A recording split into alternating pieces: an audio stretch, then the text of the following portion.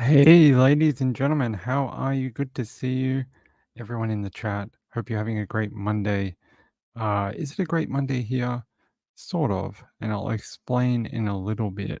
Let's see who is in the chat. DJ's here. Danny Mitchell, the chat celebrity.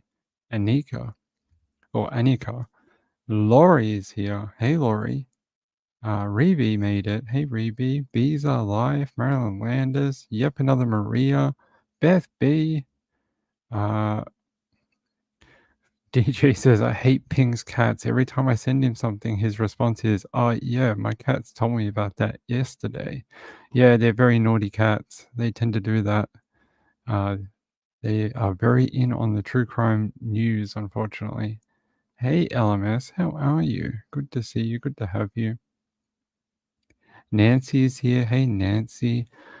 So, a weird morning here. Woke up this morning and everything in this area was shut down. And I was like, what's going on? Why is there police everywhere? There was like roads blocked off and cop cars and police tape and everyone couldn't get to work and things like that. And still to this moment, not 100% sure what was going on. All they've said is that it was a police incident at the mall down the road. But that's all they'll say. Some people said it was a protester on the roof. Some people said it was a person having a mental health episode that wanted to jump from the like 8-story mall. Don't know.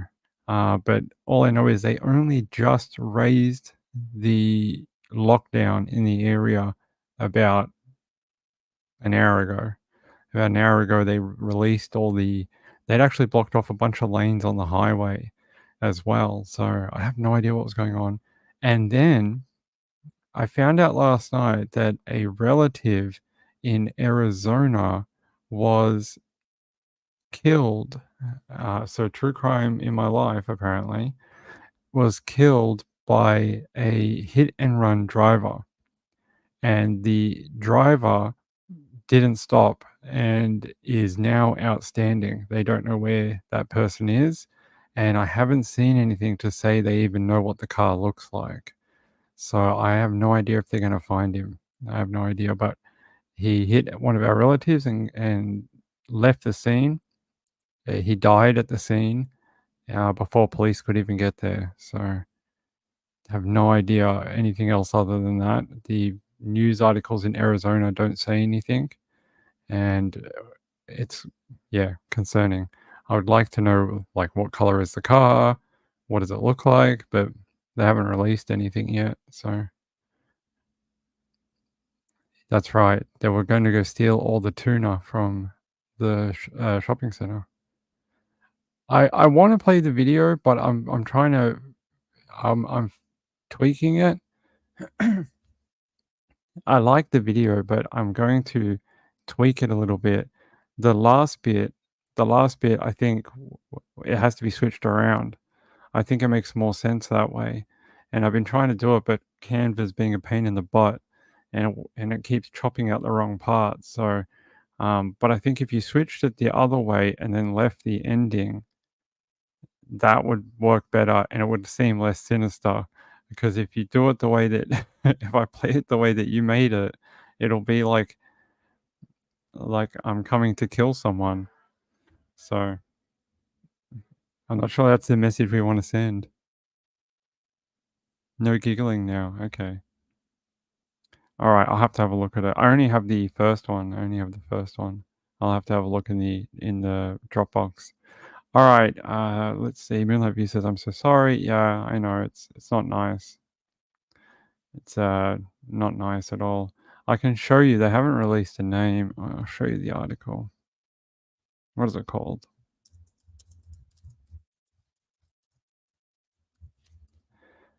Where is it? Here.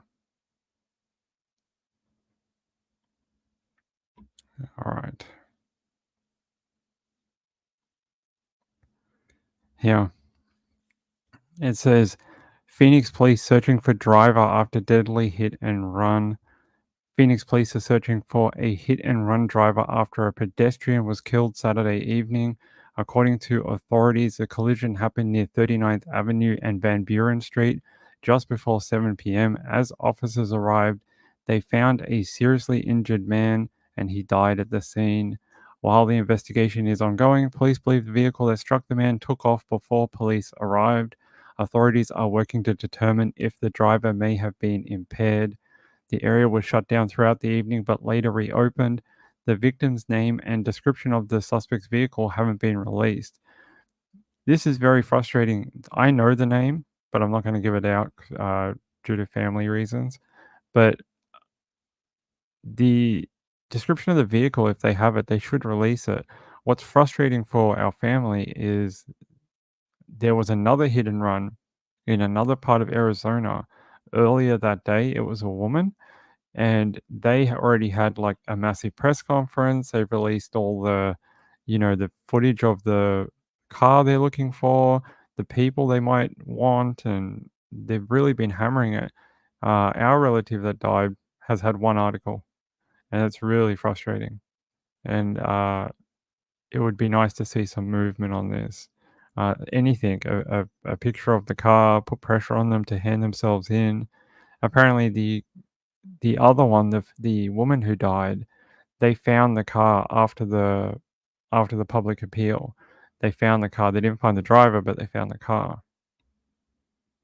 Hey guys, hey, how are you? I'm here.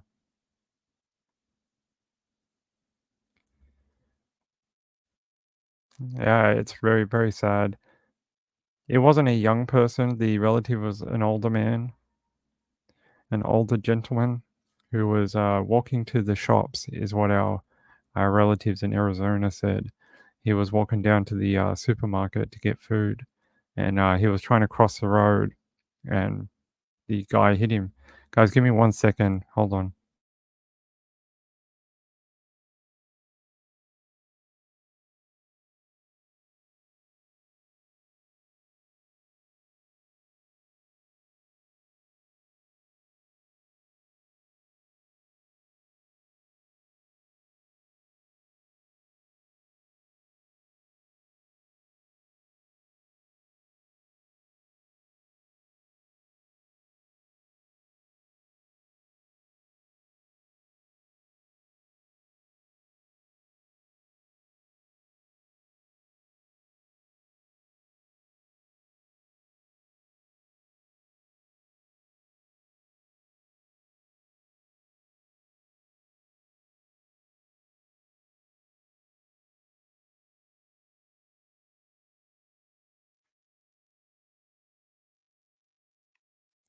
That was good timing. It means we don't have to interrupt the rest of the show.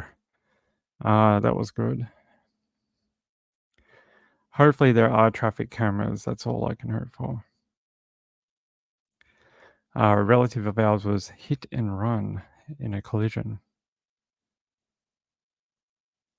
Hey, Donalana, how are you?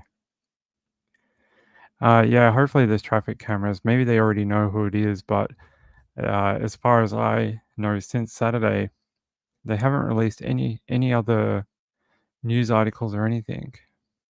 Let me see. Interesting that you read about true crime and it's someone you know.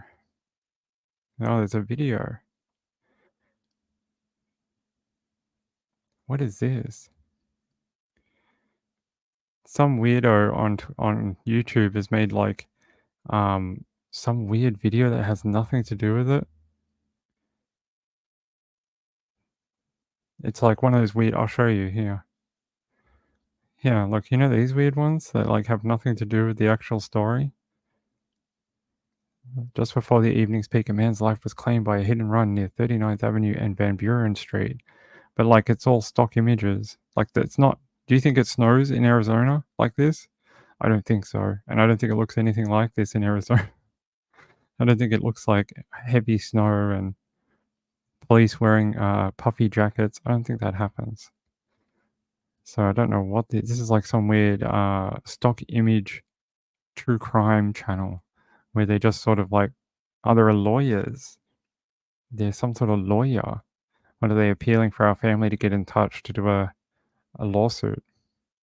A lawsuit against who exactly? What, the guy who ran? I don't think he's gonna have any assets if he's run from a run from a hit and run. Hey, Peekaboo, how are you?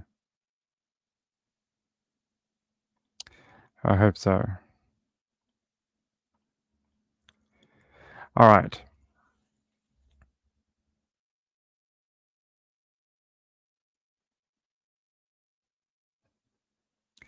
What? Yeah, it was Phoenix. Phoenix, downtown, I think. Not far from the actual city. I don't my geography of Phoenix is not that great, but at least I think it's on the south side. Is that right? Maybe I'm wrong. I think so though. It's on the south side of Phoenix. All right, let's continue. I told you the two weird things that have happened, and if I hear any more, I'll let you know. But that's really all I know at this time. I don't know anything else. We only got told like last night, and it happened on Saturday. So, all right, let's get to the other true crime. Let's get to the other true crime. I have a missing person. A missing person. I think that'll be a good one to start the show. Anytime we have a missing person, it's good to get their name out. All right. And from Maryland, not a state we deal with that often. I haven't done a ton of stories out of Maryland. It says Maryland State Police seek assistance in locating missing woman from Wacomico County.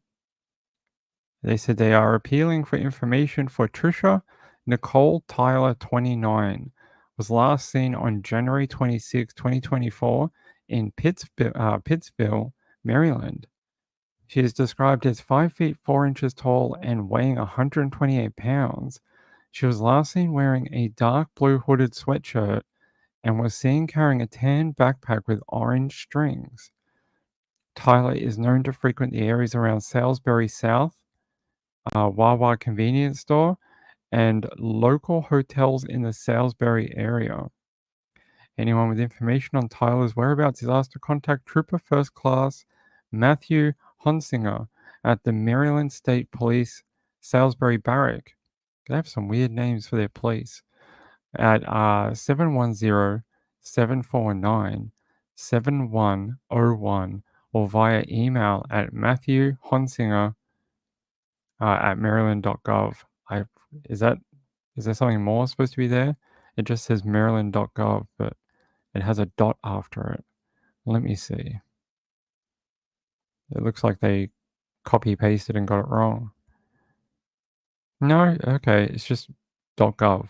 Okay, that seems to be correct. Yeah, just .gov. No, any other prefix.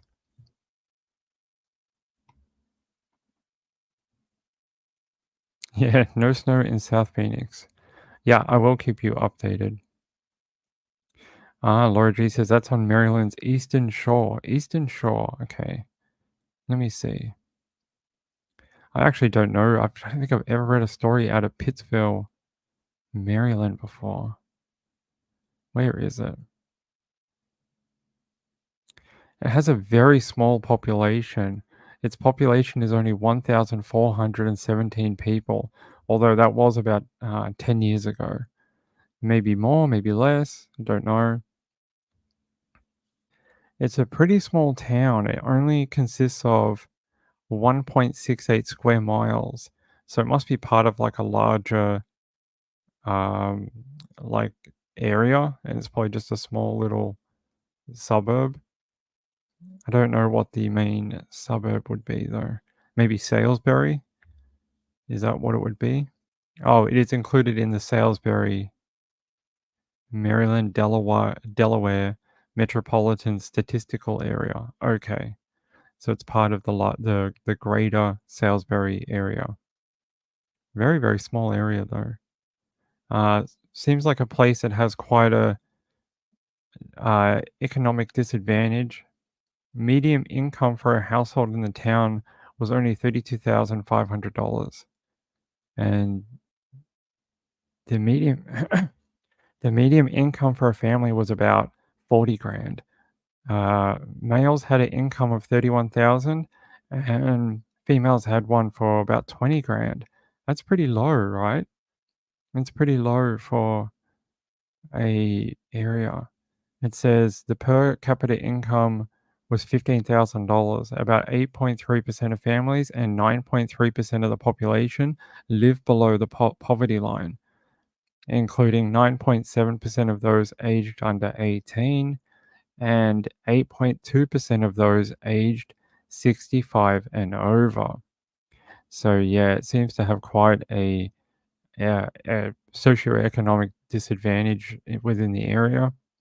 And maybe there was industry that used to be there that's no longer there or closed down over time, and it's caused it to be, you know, down on its luck. Trying to see what their main industry would be. What is their main industry? Apparently, it is 90% white Americans, only 4% African Americans within the town. So it's a very white area. No, I can't see anything else.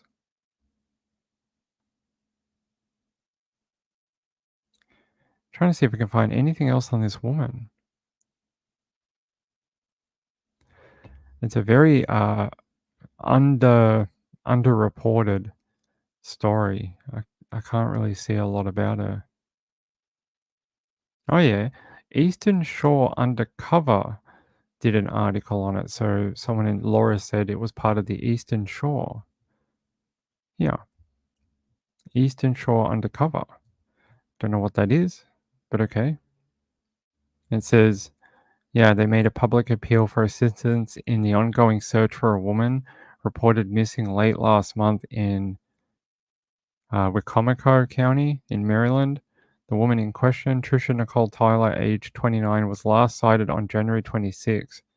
Be nice if they told us a circumstance. What was she doing on January 26th? Like, where was she? What was she up to? What time of day was it? Was it morning? Was it night? Was she, I don't know, going to friends or was she heading home? Like, it's not a lot of specifics. Very, very little. Hey, Sherry, how are you?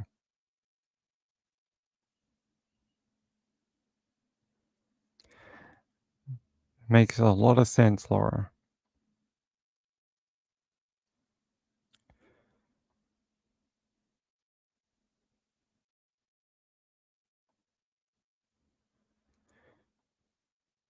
What happened on Saturday or Sunday, I think, but she was found 3 years old in a car that was stolen. I will look that up in a second.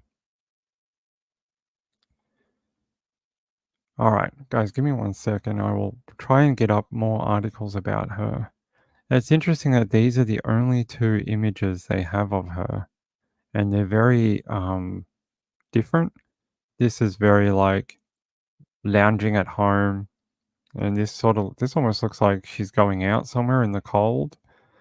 She's wearing like a very thicker hoodie and I don't know what you guys call this in America. We call it a beanie, but I don't know what you call it.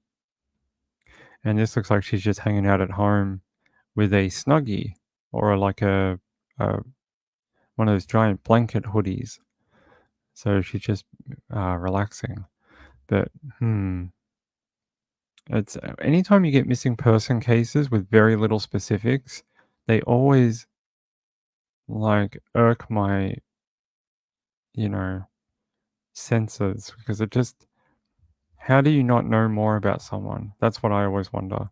How is there not more information? Was there no one she lived with? Was there no one that saw her? Who gave the last sighting? Who saw her on the January 26th? Like those type of things. Hold on.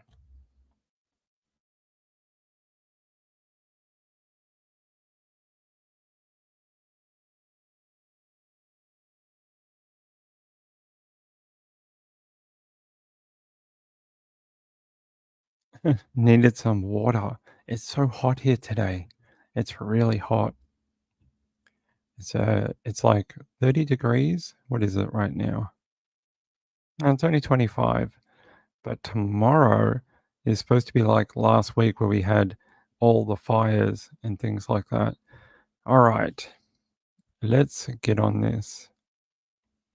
All right, I don't have anything really more about her, which is a shame.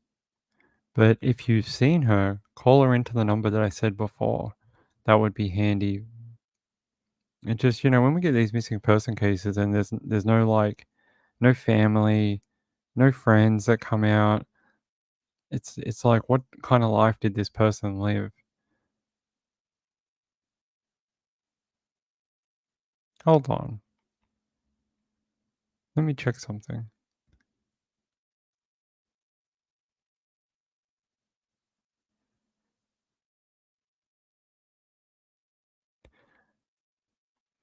Okay. No, no, nothing else. I thought I found something about her, but no. There's like 2 articles about her, and that's it. And yeah, that's all. Sorry, people. I really wish I had more about her. It says here, call the Salisbury Barrack at 410-749-3101. Do that if you see her in your area. It's interesting that why did it take so long for her missing person, you know, alert to come out? She was missing since the 26th. That's a month ago. So why were there no public appeals? Did they just report her missing? Did someone say, "Oh, I only saw her like a month ago. I haven't seen her since." I mean, that's a long period of time to just be not around. Concerning. Very concerning. Hey, Four Sons Mum. How are you? All right. I did want to check on one while we're doing missing people. I want to check on one more one. Hold on.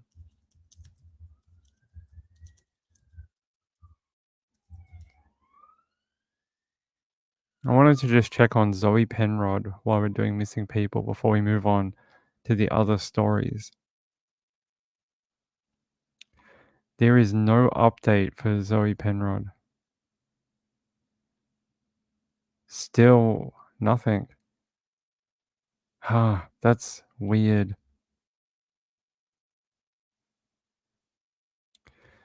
Last update 2 months ago. 5 days. No. There's been no real updates about her in weeks. I feel so terrible for her husband. They just had a little baby, and now he's going to have to raise the little child on his own. Let me see if I can find something for you. SF Gate.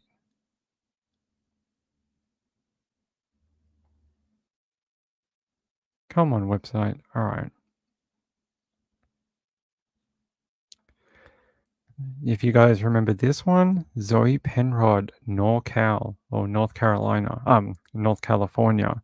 Mum last seen wandering alone along highway in a bathrobe, and there's that little photo of her. There's a photo with her and the baby. Missing since New Year's Eve. She went missing. Um, Her husband said she'd been hearing voices to like go outside. The voices had been calling to her to make her leave the home. And he said that she kept saying how the voices were getting stronger. And so they believe that she was suffering from some sort of postpartum psychosis. And they had tried to get help for her, but the help was, I think they explained it like it was very intermittent.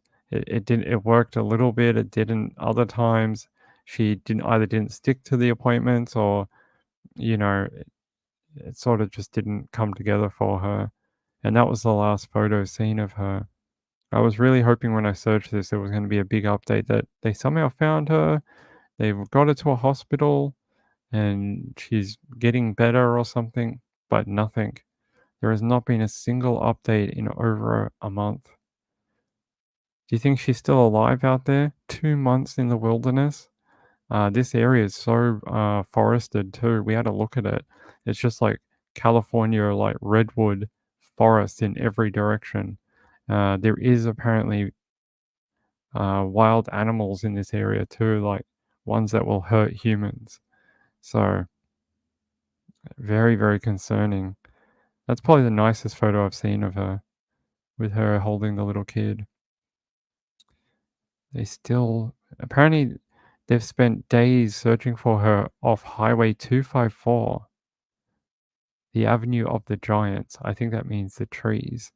With our search and rescue teams without any signs of Zoe. We've also received reports of sightings in southern Humboldt County. However, none have turned fruitful. There's currently no leads in the investigation. The sheriff's office has suspended a ground search and is requesting the public to report any sightings immediately to law enforcement. Wow. Yeah, believed to have been suffering from postpartum psychosis when she vanished. Apparently, her husband said, Zoe is a sweet, sweet lady, and she's the mother of my child. She's just not herself. She's not well, and it's terrifying, to be honest with you. A week before Christmas, Penrod claimed that she heard voices mimicking her own and those of her friends calling her to go outside. That must be frightening, real frightening. Here's one of the search teams that went looking for her. You can see the type of wilderness that they have to go into. Look at this. It's dense bushland, and I don't know. I hope she's alive somewhere somehow. But apparently, it's really, really difficult to survive in the wild for that period of time. Apparently, she had also stopped sleeping and eating, saying she believed her food was poisoned. With the help of law enforcement, Boyett committed Penrod to a local facility for a 3-day hold and evaluation. After a brief respite, however, she appeared to be spiraling again, and then she disappeared. So they got her in for help. She seemed to improve for a little bit, and then she disappeared. Apparently, when he returned from tending to the baby, she was gone.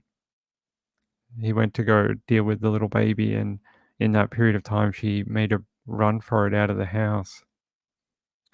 It says Zoe Penrod is 5 feet, 5 inches tall, 140 pounds, and according to authorities, she has auburn hair and green eyes. Oh, wow. Her poor husband.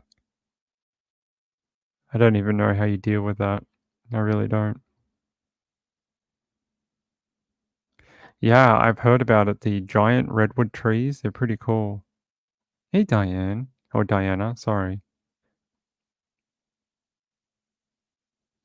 Oh, people with the likes. Appreciate it. Hey, Marlene.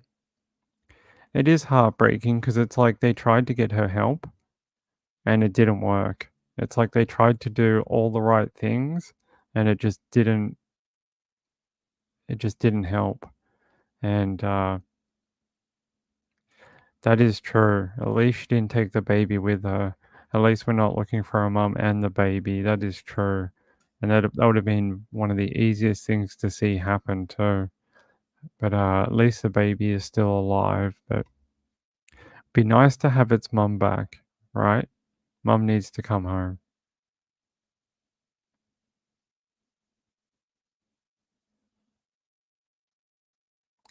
All right. Let's see. Yeah, that's it. That was the last update on her. There's another photo of Zoe. And no one's seen her. That's it. Damn. That's really. What's horrible, I think, about this is that her husband and the child may go on with their life and may never find out what happened to her. They may never find her remains. And forever he'll have to wonder what happened to my first wife. Like, and he'll have to explain it to the kid at some point.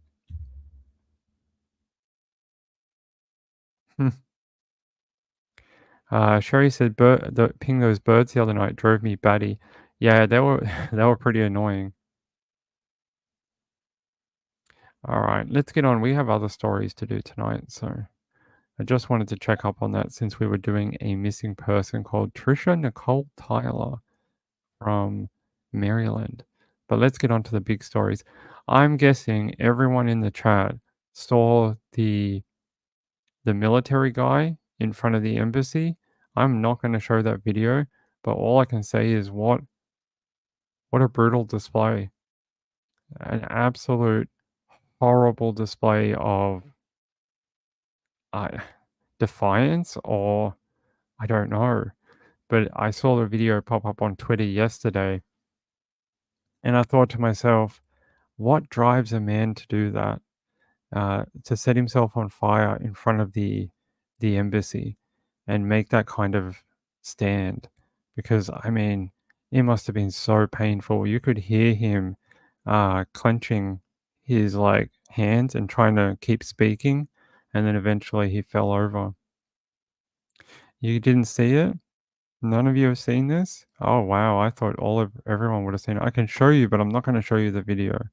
The video is extremely graphic and I'm not going to show it, but I can show you the article about it.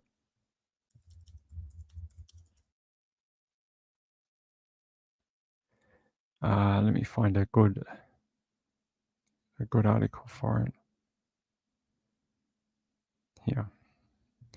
It says US Air Force member dies after setting himself on fire outside the Israeli embassy in DC. An airman doused himself in liquid and lit himself on fire, shouting "Free Palestine." The self-immolation was live streamed on the video platform Twitch. Yeah, he set up his phone or camera or whatever it was and opened a container he had with him or a cup and poured it over himself and then lit the flames at his feet and just stood in a very defiant kind of, um, determined kind of stance. And he just kept standing there while these flames were engulfing him. And he kept trying to speak, and eventually he couldn't, and he collapsed. It says the airman was identified as Aaron Bushnell, 25, of San Antonio, Texas. A law enforcement source familiar with the investigation said Monday that detectives are looking through a room at Silver Spring Travel Lodge in connection with Bushnell. A Montgomery County police spokesman confirmed they are assisting with a perimeter at the Travel Lodge in Silver Spring for a federal investigation and referred all other inquiries to the U.S. Secret Service. It says Bushnell live streamed the incident as he set himself on fire. Wearing his military fatigues, Bushnell walked up to the embassy Sunday shortly before 1 p.m. and began live streaming on the video platform Twitch. Law enforcement officials believe the man started a live stream, set his phone down, then doused himself in accelerant and ignited the flames. In the video obtained by NBC News, the airman calmly walks up to the Israeli embassy, and he was about to engage in extreme. Yeah, he tells the camera he's going to engage in an extreme act of protest against what he called an act of genocide against the Palestinian people. The video shows him dumping liquid from a water bottle over his head and then lighting himself on fire. He repeatedly shouts "Free Palestine" and burned for about a minute before he collapsed on the ground. A US Secret Service officer then began to extinguish the fire. Yeah, not really. Not immediately. It was minutes. It felt, maybe it wasn't, but it felt like ages. Felt like he was standing there on fire for a good minute or two. And then after he collapsed, it felt like a good minute or two after that they finally arrived. One US Secret Service agent with a gun pointed at him. And the next one, he had a fire extinguisher, and one of them yells at the guy with the gun. He's like, "We don't need guns right now. We need fire extinguishers." And because he's got his gun drawn at him, and he's like, "What is he going to do? He's not going to shoot you with fire." Um, yeah, really, really heartbreaking. It says Bushnell was taken to a nearby hospital with life-threatening injuries.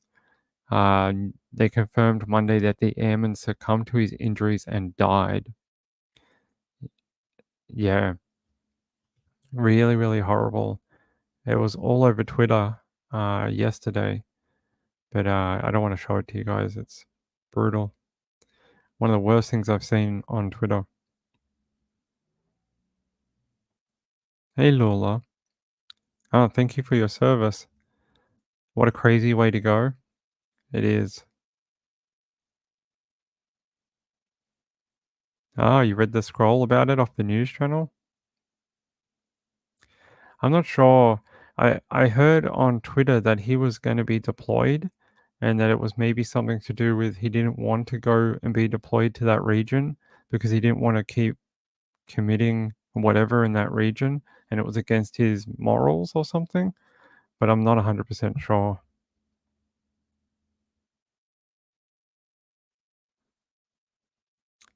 Wow. Lula says, "I'm a veteran myself. My best friend got burned on more than 90% of his body during patrol in Afghanistan while I was in Iraq. Lone survivor."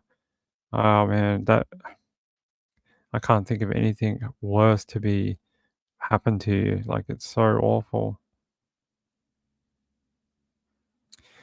I, that's the thing that when I looked at it and I understood sort of where he was coming from, what he was trying to do, but I thought about it. It was almost like maybe he could have spent the rest of his life campaigning for whatever he believed in, right? It made a huge difference. Instead, his life was extinguished in 20 seconds and he no longer gets to. I mean, sure, he'll be remembered for what he did, but n not in a way sort of like as what he could have done if he stayed around or something. Like, I just felt like maybe with a guy so determined like that, he could have done some really cool things.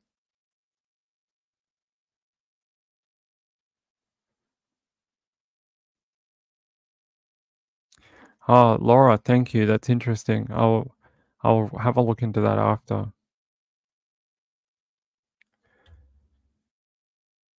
Mm, that's very, very concerning. Thank you, Laura. I will deal with that in a minute.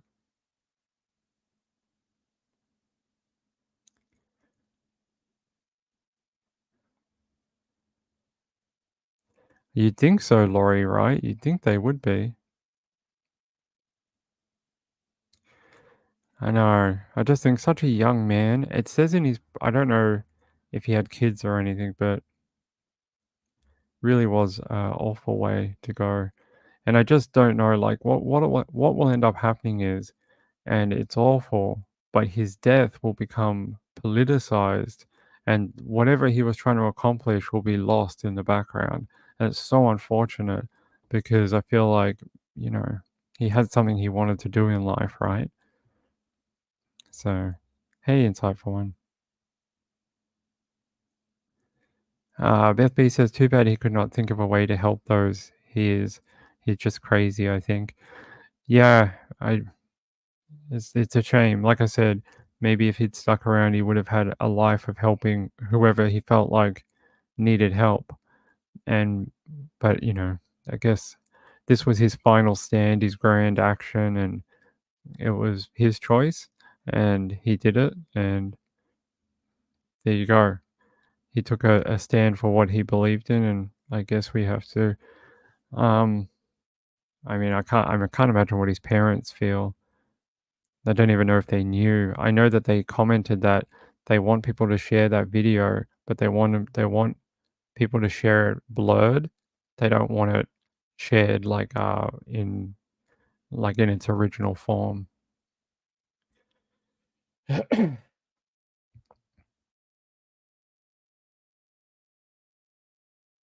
Hmm. He highlighted the protest. I agree with his stance, but not how he did it.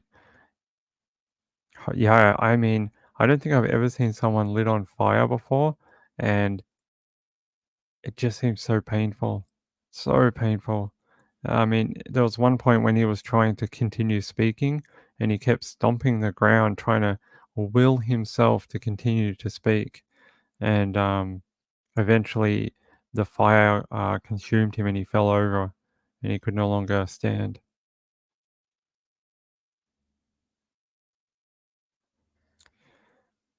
Yeah, you're possibly right, Lola. I Not sure. I don't know his background, unfortunately. I don't know. I know if he's an airman, that means maybe he was, yeah, I don't know whether that story is true about him being deployed. I read it somewhere and I just can't confirm it. And it's not in the news story.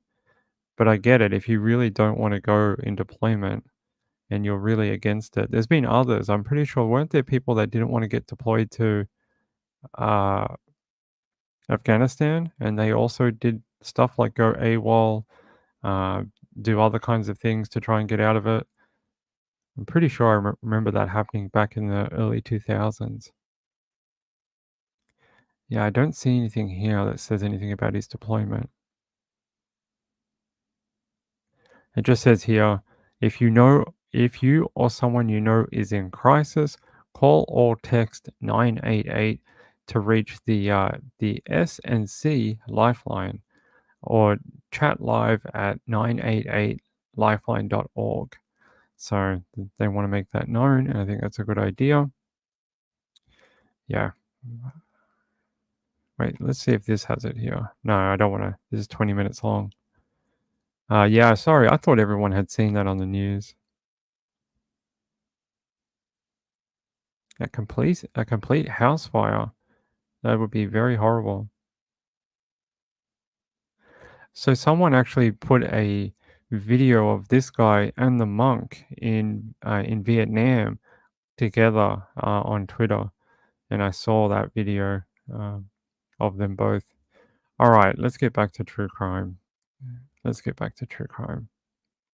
Let's talk about. I've forgotten. Let's talk about Audrey. Let's talk about little Audrey. Let me find the article. There was some interesting stuff that came out today. I don't exactly know, like, there was some very weird information that came out. Where is it? Let me find it, guys and girls.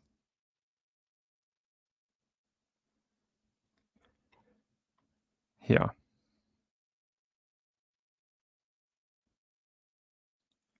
Here, I'll have to use this one. I try not to use crime online very much. It says, Audrii Cunningham, accused killer, found naked in cell before arraignment, smirks at deputies. Here, I can show you this little thing here. From inside the Polk County Jail, it gives us a glimpse of Don McDougall's actions after he was charged with killing Audrii Cunningham. The video shows McDougall as he is being arraigned on charges of capital murder. Our Maya Shea joins us now live with a video you will only see here on 13.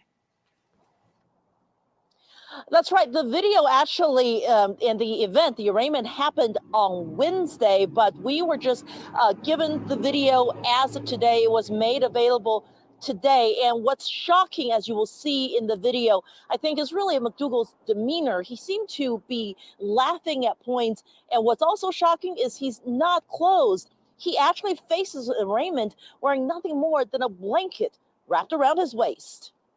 We got Steve McDougall, Don McDougall.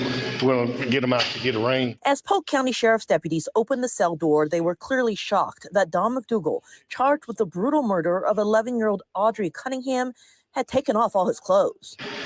Come on. JP wants to talk to you. Where's your clothes? Hold on. I ain't got no clothes. Well, put your smock on for now. Well, come on out here. Well, no, man. You come on, man. Don't disrespect me like that. All right, well, wrap up in that. Wrap up in the blanket. Come on. Come on. McDougall, seemingly wearing a smirk on his face, walks over to the justice of the peace to hear the charges against him. You have the right to remain silent, not make any statement at all, and know that any statement that you make can and will be used against you at trial in court. You have the right to have an attorney present to advise you prior to or during the questioning. McDougall is currently facing an aggravated assault charge in addition to the capital murder charge in the killing of little Audrey. This arraignment, though, is only for the capital murder charge.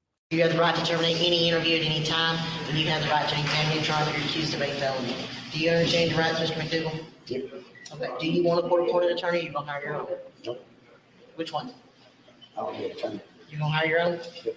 Okay.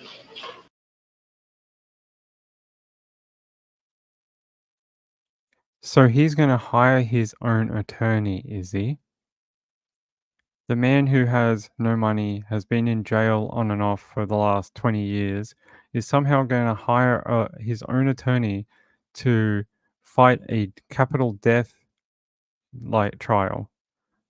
All right, it sounds like he's just playing games. That's what it sounds like. He's trying to be as inconvenient, as against everything as he can, and but the thing is, Amy, if he does that and he goes to trial and he tries to represent himself or something like that, they may have to do another trial because he's not got a proper defense, or they'll find things that he didn't do right and then he deserves it under the Constitution or his legal rights or something like that. It's better if he has a court appointed attorney. That way you get a solid trial, a solid defense, at least something for him. And that way you can't go back on the trial once you get a result. And it just sounds like he's gaming the system. Like the being naked. I mean, what is he trying to do? Show everyone that he really is a sex pest? Like, hey, I've got this reputation as a sex pest. Let me just be naked in my cell. Sherry Runs Late said he's trying to make a mockery out of the court. Yeah, it seems like he just thinks this is all fun and games, and he's the one in control here. And, you know, that's why he was naked and he was trying to delay things. And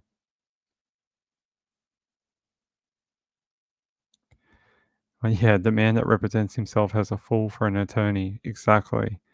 I mean, but it's just bad for the prosecution because it's much better if he has a solid legal team, because it means that it's much harder to try and get appeals or retrials or things like that, because when they go back and look at it, they can tell him, hey, you had a really good defense. You had a very good legal team. You don't need a retrial. You don't need this and that because, you know, it was done right the first time. Well, I suspect that he'll have a hard time once he gets to the big prison. He'll have a very hard time. Yeah, I have a feeling that might happen. She'll probably look at him and say, you know, this is a death penalty case, a capital murder case. You know, you're not qualified to represent yourself in such a long trial. It's not a speeding ticket. You know, this is a big trial that he's going to go through. So you might be right. She might force him to have court-appointed representation. Hey, Robin, how are you, my friend? I just think the guy's just sick and bizarre. Not sick like he's actually sick, like he's a sick person. Like, you know, the things he does. Like, who does that? Like, what is this? His first night in jail, and he acts like this? I mean, Jesus. Yeah. All right. All you need to do is sign right here for me. Your charge is capital murder, and that's a no bond. And he's like, oh, okay, thank you. There you go. I wanted to read a little bit more.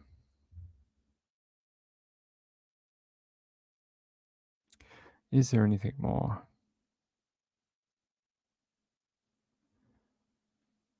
All right, hold on.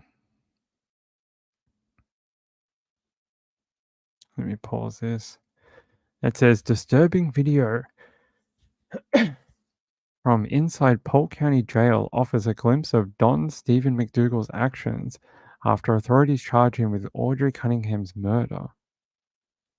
They got it via, I don't know, Freedom of Information or a court injunction, but ABC 13 obtained the body-worn camera video by Polk County Sheriff's deputies as they pulled McDougall out of his jail cell for an arraignment in front of the Justice of the Peace.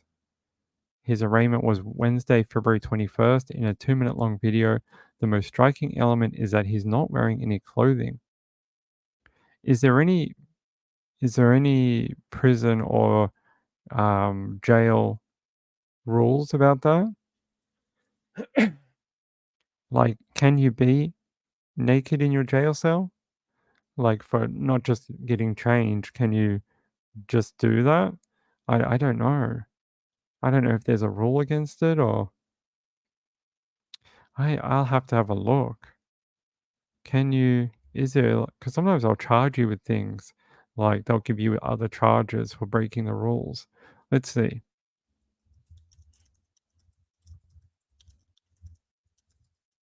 Let's see what it says.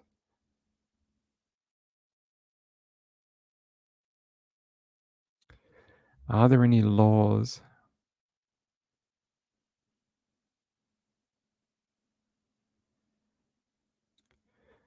Apparently sometimes when you're in solitary confinement, you may be naked due to risk of clothing being used as a as a way to kill you, to end your, aliveness.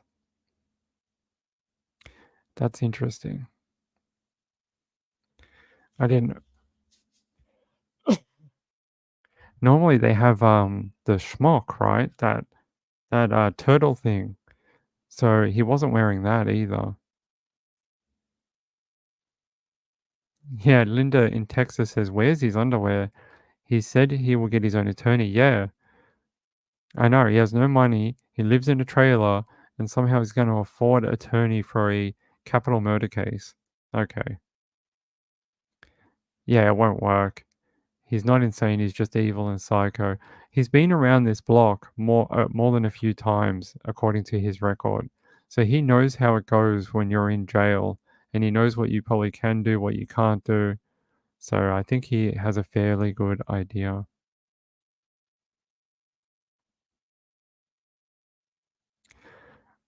Otherwise, he's going to get attacked. People will attack him, for sure.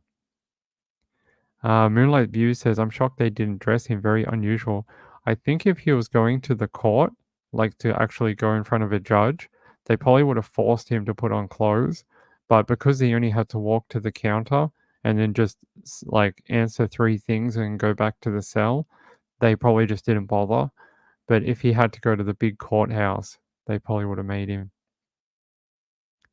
He's been in jail before, but not for. He's been in jail before on a sex crime, so I think he will know what it's like in there. But this will be so much different because the publicity around Audrii and her murder is so much bigger than his last crime. They will have to protect him. Vicky Kennedy says, I heard he has asked for a court-appointed attorney now. Yeah, he's just wasting time trying to game the system. He's just mucking about. He thinks this is all a big show and like a carnival, all for him. He's the star of the show. His grandiose complex, like he just thinks he's the main character in his own little warped movie. That's what it is. Let me actually double check that. Killer Don McDougall. Let me see if he did get appointed.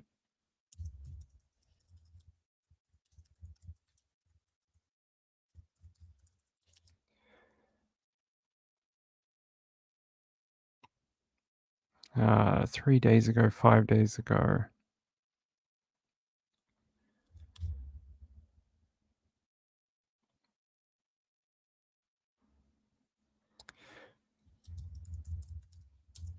Let's see. Come on.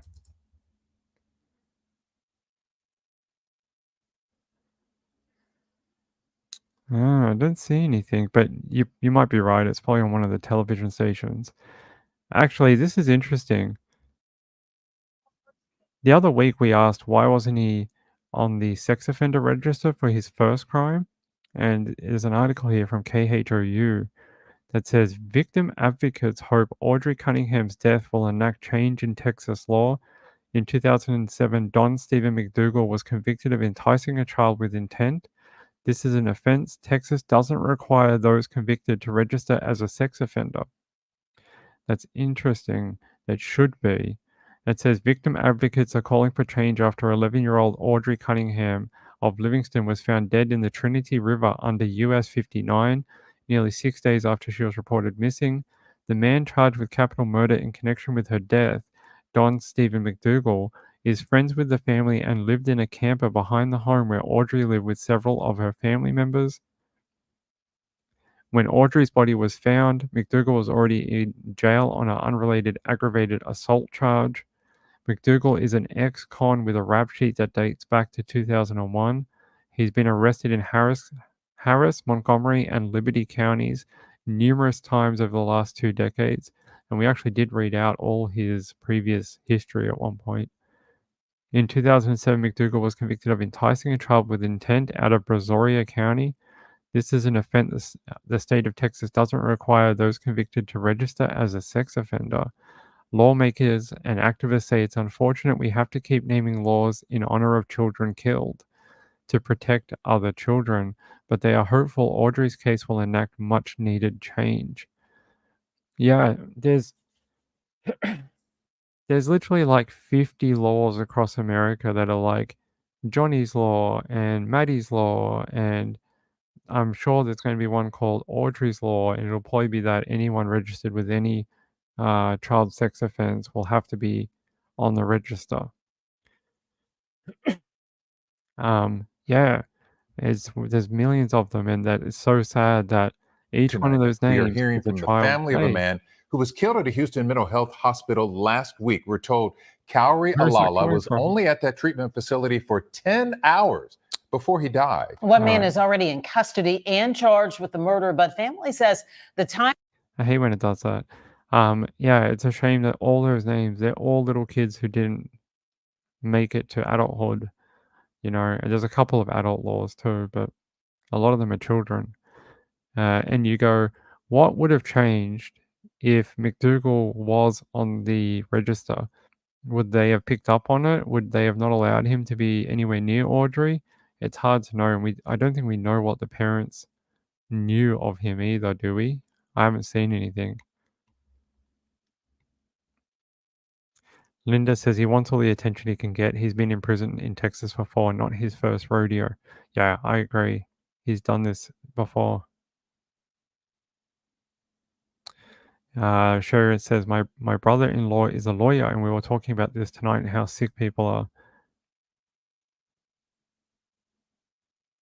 Is she here? Is Leisha here? Oh, hey, Leisha.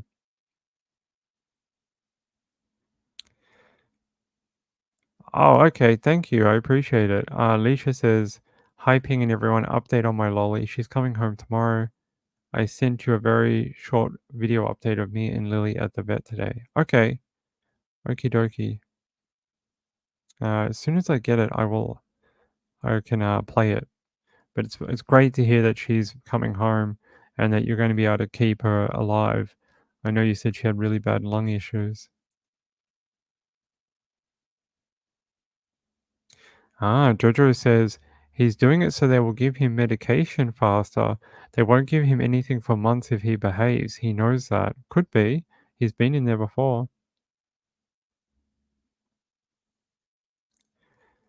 Yeah, I haven't seen it either, although I've been waiting to see if we get an explanation. Okay, Jojo says the dad's been hanging around with him for years. Those from the town have reported that. Okay.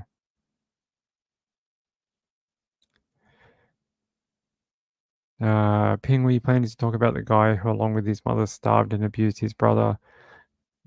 Is that lady we spoke about a couple of months ago?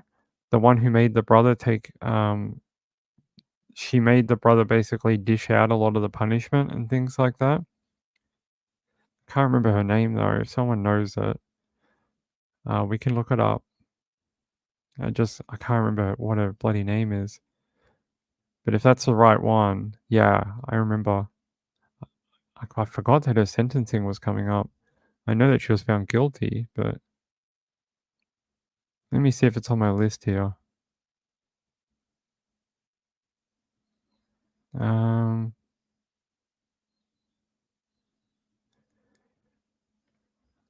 It's not on my list.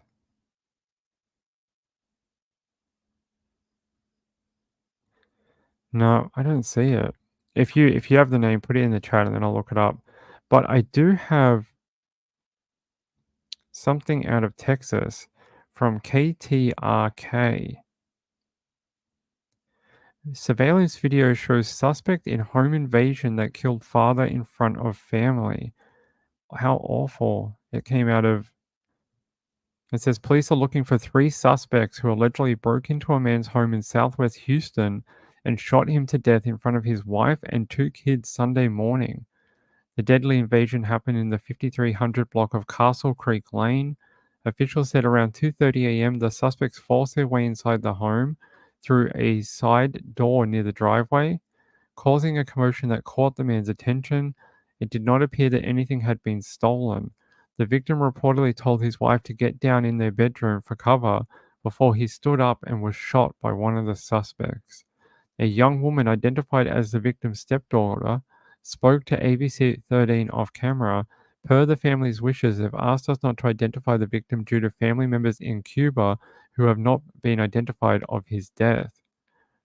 She told ABC 13 that she was not present during the shooting, but said the victim's 5-year-old daughter and 6-year-old son witnessed their father being shot. Family members who arrived at the scene later in the day also declined to speak on camera, but told ABC 13 that the man was in his mid-30s and didn't cause trouble with anyone. They tell us the victim's wife and children were not harmed and are safe, but are understandably distraught. It says David Higgs with the HPD said that multiple shell casings were found at the scene, likely from 2 different guns. It's very traumatic for the wife and kids. It's a situation no one ever wants to be in. It's very senseless at this point. We think it's an isolated event. There's no reason for anyone else in the area to be concerned. HPD asks anyone who might have seen suspicious people or cars in the area to call their homicide division at 713-308-6300 or Crime Stoppers at 713-222-TIPS. What the hell? That's horrible. Let's see if we can have a little video to watch on that. And then I'll look up that other case. At 10, a father was shot and killed in front of his wife and children, and he used his final moments to save them. Police say 3 men broke into the home on Castle Creek Lane in southwest Houston early this morning. ABC 13's Shannon Ryan joins us live near police headquarters with new surveillance video, plus an update on the investigation tonight. Shannon? Tom, well, that family's certainly experiencing unfathomable grief this evening. We're told the father is in his mid-30s. Right now, we're not naming him at the request of that family. They tell us they're still working to notify relatives in Cuba that the man had immigrated here to the U.S. about 5 years ago.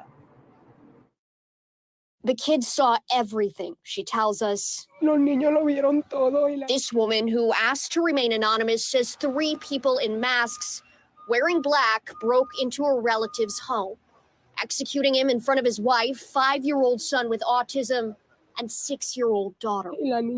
She tells us the girl has been asking if first responders have already picked her father's body up off their floor. This surveillance video shared with ABC 13 shows someone approach the family's truck about an hour before the attack. They open and shut the door, then walk off. Obviously, it's very traumatic. About an hour later, around 2:24 a.m., video shows at least one person enter the home from a nearby door. The noise, we're told, startled the family, so the father got out of bed. That's when they shot him, she says. Just 4 minutes later, sirens can be heard. The family telling the kids to keep their heads down. By 2:30, at least 2 assailants can be seen leaving the house. The entire attack over in just 6 minutes.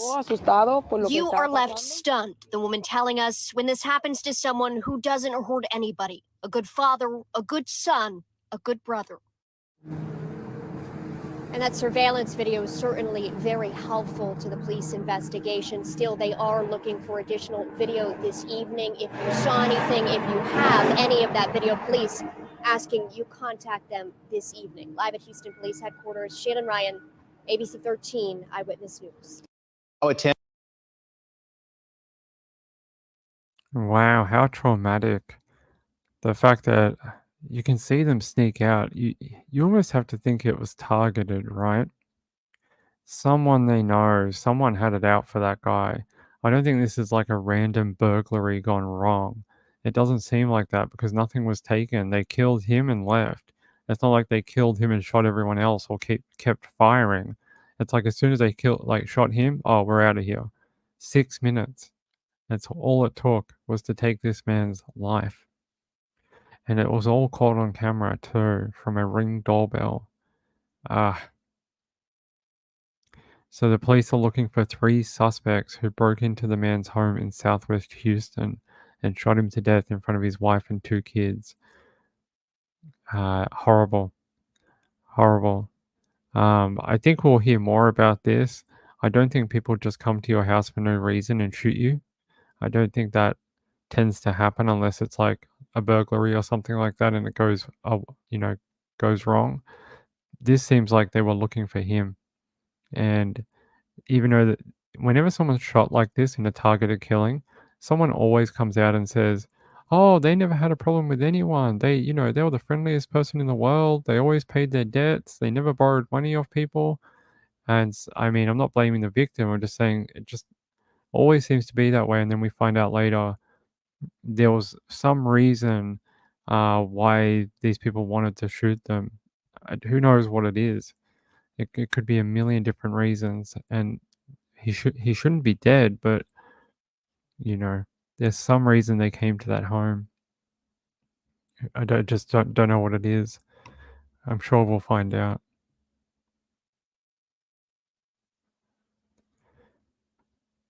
I hope all your pets in the chat all live to 25 or 30. I hate seeing pets go early. I hope your pets all live to 1 million. I hope they outlive you. I hope they live way long. Our cats all live to like 20 for some reason. They all live long lives. Okay. You guys want to talk about this Vander arc thing?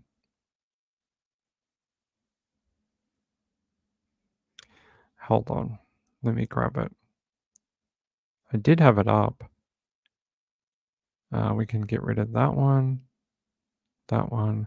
There was an Amber Alert earlier today, but the 2 children had been found by the time we went to air, so there was not a lot of point in continuing with that one. All right, where is it?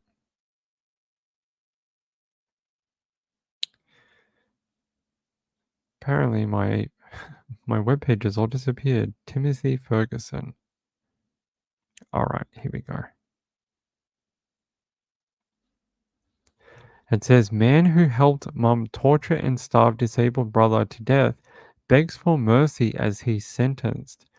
Timothy Ferguson was subjected to horrific torture from mum Shanda Vander Ark that included being forced to eat bread doused in hot sauce and lay in ice cold baths for hours at a time. His brother Paul Ferguson begged for mercy and fairness before being handed a long sentence. The brother who admitted to torturing his special needs brother has been sentenced to 30 to 100 years in jail. Wow, that's a hell of a floor of a jail sentence. 30 years minimum. Paul Ferguson owned up to his role in the death of his brother on orders from his mother, Shanda Vander Ark. He begged the judge for mercy and fairness before the sentencing. Timothy Ferguson, 15, who had autism with speech and motor impairment, died from malnourishment and hypothermia. Timothy and Paul's mother, Shanda, has been sentenced to life in prison without the chance. It just says without the chance. I think without the chance of parole. For murdering the boy, Timothy was subjected to horrific torture that included the things I read about before. As he addressed the court, he said, I asked the judge for nothing more than mercy and fairness to offer me compassion so that I might learn from him. Through tears, he said, what reasons can I justify my actions? I can make up 1,000 and never believe one. What words can voice my regrets? I can think of millions, yet I never feel it's enough. If I could do it all again and do it right, I would. I feel I will pay for my choices and yet never feel better because he's still gone. He is going to be in prison for a long time. I would not be surprised if, it's at least 50 years before he even gets a parole hearing or something. They're going to keep him in prison for a long time. 30 to 100 years. It is a long sentence. Let me see.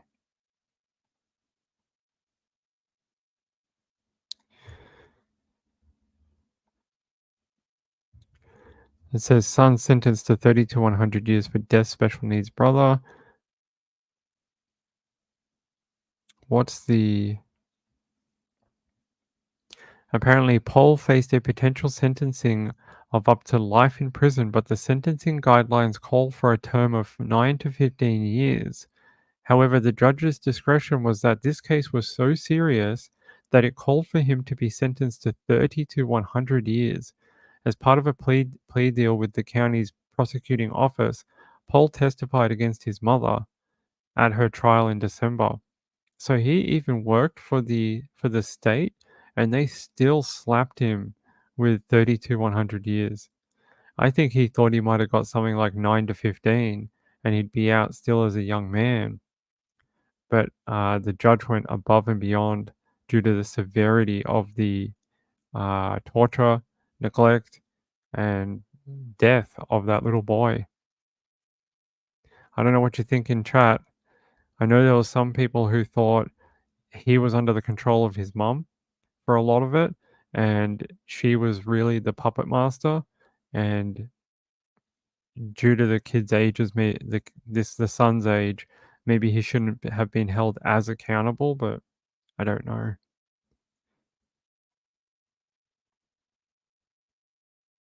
Yes. Laken, what's her name?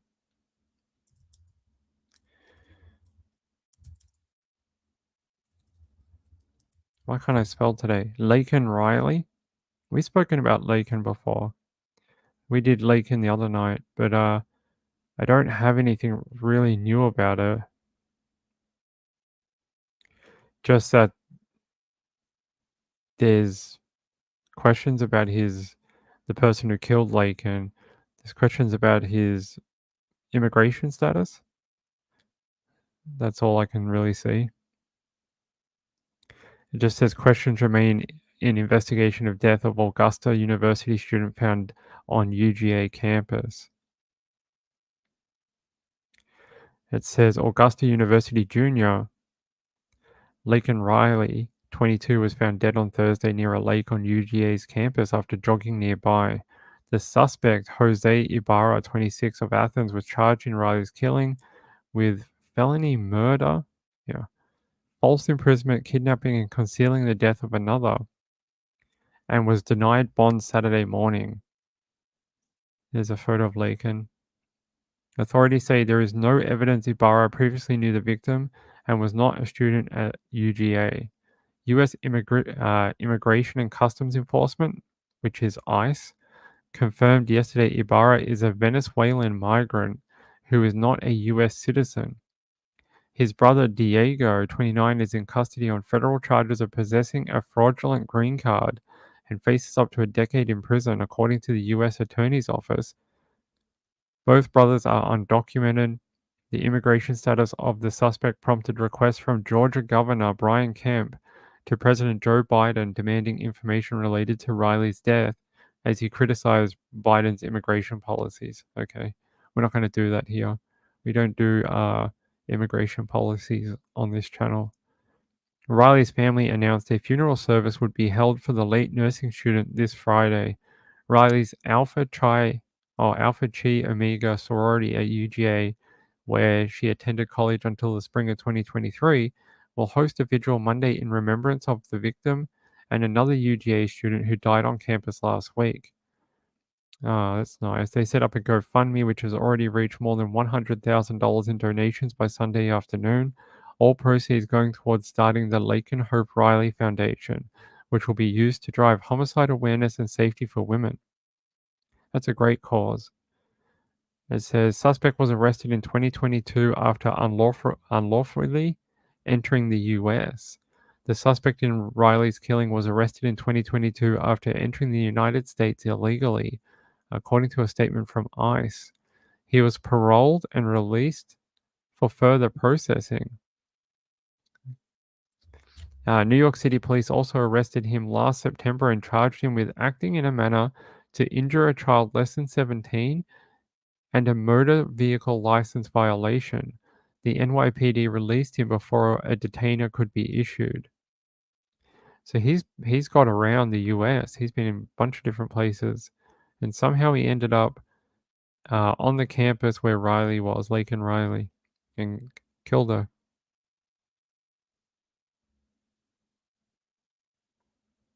They did.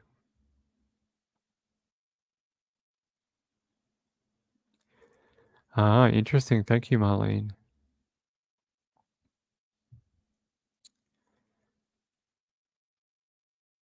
Right, I know. Like she was just living her best healthy life and trying to be, you know, fit and young and trying to, you know, be a good person and couldn't even go for a run. She was murdered over it. Hey, Cheated No More, how are you? And hello, Mr. Cheated No More. Hope you're doing well, my friend. Hope you're having a great day. We've only got about 10 minutes left. Only about 10 minutes. It's been a good show. It's good when the show moves quickly. They are the best shows. You might have to refresh. There is definitely sound. All right. Who's messaging me? No one, apparently. All right. What else do we have? I don't have anything about Samantha Murphy. Nothing. If that's what you're wondering. I don't see any... Oh, actually, what is this? Ah. Volunteer search crews forced to abandon search efforts for Samantha Murphy due to catastrophic weather conditions. A group of volunteers leading a massive search for missing mom Samantha Murphy have delivered some grim news about their next steps. Yeah, there's really bad weather conditions for today, tomorrow, and the day after. A volunteer-led search for missing Ballarat woman Samantha Murphy has been cancelled as a catastrophic fire danger rating is put in place for the region. That's like the highest level that you can get on a fire rating in Victoria and Australia. That basically means fires will happen tomorrow and it is going to be bonkers. If a fire can take hold and get some momentum, it can just spread like crazy.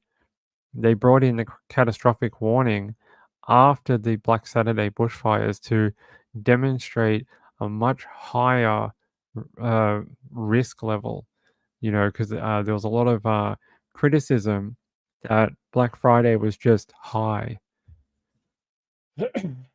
Even though volunteers knew it was going to be really bad. So they're saying, due to the current bushfires and catastrophic fire warnings, we have made the decision to postpone this week's search efforts for Samantha Murphy. There you go. They're saying safety is paramount for everyone. Hold on.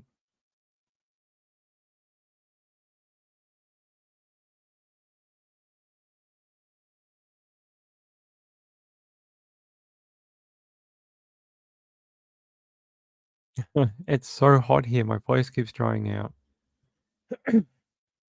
It's just, it's real hot today. I need to have like a water drip like the joggers do. And I'll just have one of those cords in my mouth so that when I tell the stories, I can like speak and then take a bunch of water and then keep speaking like a horse or like a gerbil.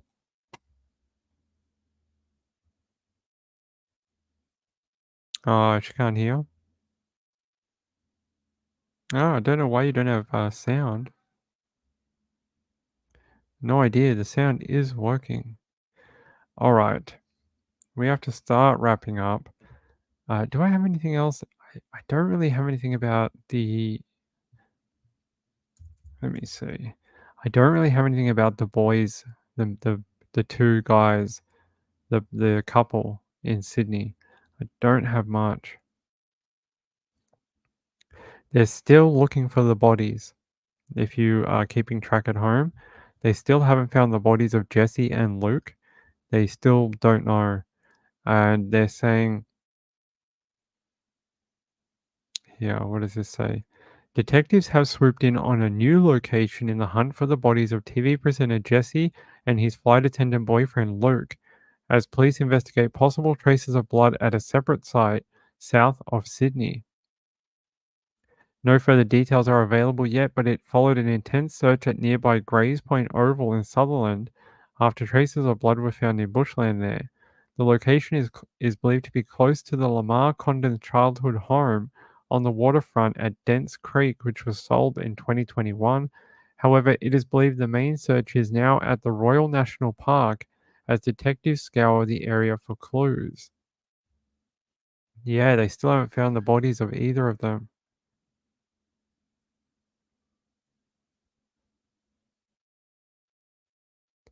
It says the celebrity chaser turned police officer is said to have been booked in for an operation on his stomach last Tuesday. Wow, so he was going to kill these people and go on a stomach operation? So these are the different locations they've searched. This is where the new crime scene, well, one of them was set up. This was the one from yesterday. That was the dam that I showed you. Like all the little water, like little ponds at the farm. Apparently they didn't find anything, which is interesting because you would think the fact that he bought weights and this and that, this would be the location, but they're saying they haven't found anything. And now they're saying there was blood found at Jesse's home, yes. And where's the new one? Oh, they're not showing it. But now they're saying they found blood at a different park that was close to his childhood home.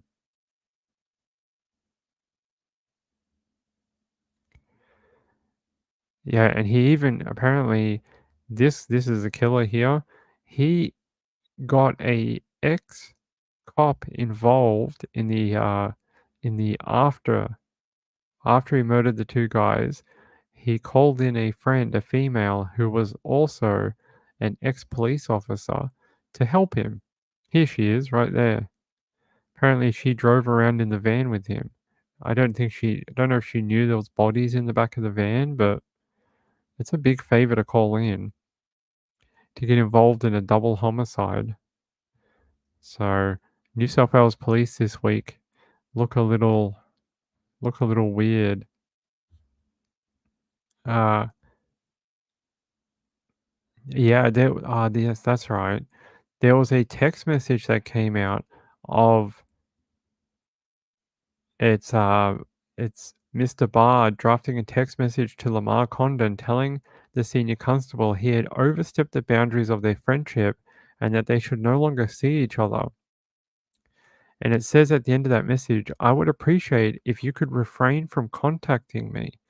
He also spoke of a chilling encounter that he was asleep one night, woke up to the feeling of someone watching him at the end of his bed, realized someone was there, and then when he got up and started to chase them, realized that they had his wallet and his phone. And he chased the guy got away, and someone found his wallet the next day down the road. But the phone I don't think was ever found. And they're now saying that it was probably the killer, Lamar Condon. So he definitely, you know how we said his celebrity stalker personality, maybe if that's what he's showing to the public, what was he like behind closed doors? It definitely seems like he was a bit of a bad guy. Breaking into an acquaintance's home, I mean, in the middle of the night and watching them over their bed, that is some freaky stuff.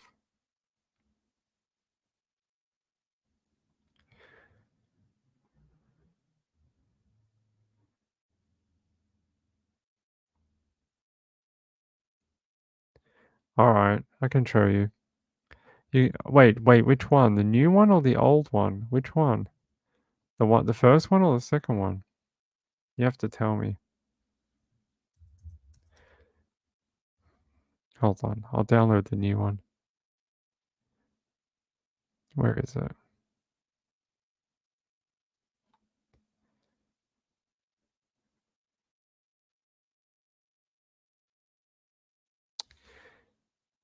Let me see if I have it.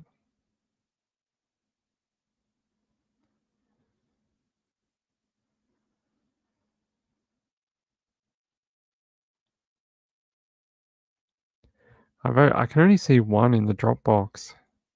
I hope that's the right one. Alright, let me upload it.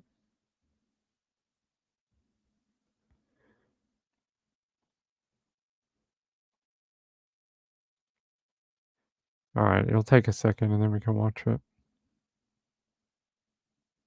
So Reby made this intro for the channel and we sort of been workshopping it. And I had been fiddling with it too because the original way it was set out I wasn't 100% okay with because it made it seem like I was going to come murder someone. I mean, that's funny for me, but I don't think that's going to be funny to people watching the channel for the first time. Alright, this is the intro. I hope it's the right one. Here we go.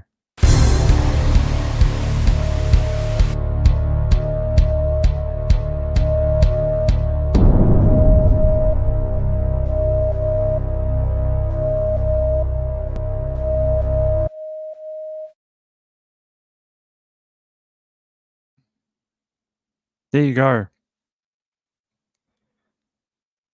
There you go. That's the new intro video. That'll probably start from tomorrow. It's pretty good. Ruby did a good job. Hey Vicky. Vicky says my daughter walks and jogs, but always with her Dutch Shepherd to protect her. It's a good idea.